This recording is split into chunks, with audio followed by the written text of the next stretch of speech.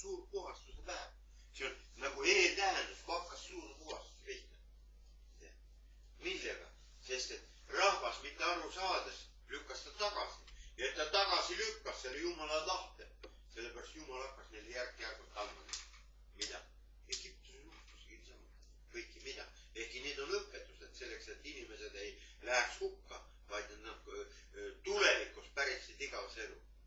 Või nagu juudidki ütlesid, mida nad ütlesid. Tema veri tulgu meie ja meie laste peale. Aga selle all tegelikult, mis asi see oli?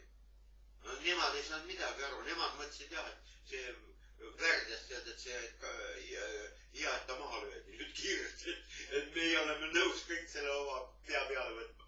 Aga tema veri annab elu edasi. Veri toidab. Vaimulik, ütleme, veri, see on tõõpetus, see ongi Jumala poja veri.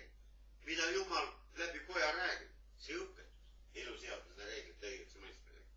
Ja see toidab vaimulikku ihu. Kristuse ihu liikmeid toidab. Vaimu toiduga. Vot see veri, seda veri, neile anti tegelikult see veri. Järgult 2000 aastat 7 arengut tappi. See veri tuligi. Kuni aeg on nüüd käes. Seda, kus inimkonna avangard on suuteline seda täielikku tõde taipama. Ja selle järgi ka elama. Aga kuna tõepoolest see maailm on kurja võimuses, kõik see terve see maailm. Tähendab, et inimesed 7 miljardit, mis on, nad on kõik vale aru saamades ja need kõik ekslikud mõtted.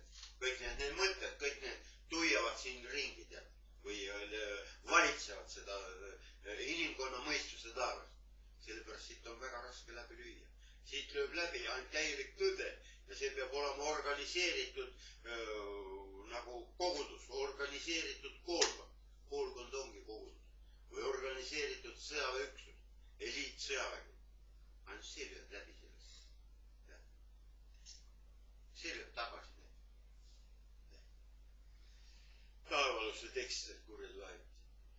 Ja suudab ka laiendada oma seda valdust. Mille pärast, kuidas võtame kas või need, eks ole, vana Rooma või kes ja kuidas ta vallutas. Tal on niivõrd distsiplineeritud sõjavägi. See on inimene, et ta mõistaks. Ja ega nad midagi suuremad ega tugevamad teised olnud. Pol nad midagi tavalist inimesed. Aga neil on distsipliin niivõrd kõva ja väljaõppe niivõrd hea. Ja nad järk-järgult vallutasid kogu maailma. Niisama peab võitja Kristuse kirik järk-järgult vallutama kogu maailma.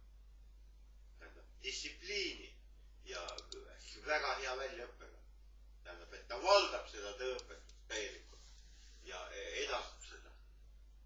Distsipliin tähendab kusagil mingid neid jõudse ei tule sisse. On vaja minna sinna, vaja minna.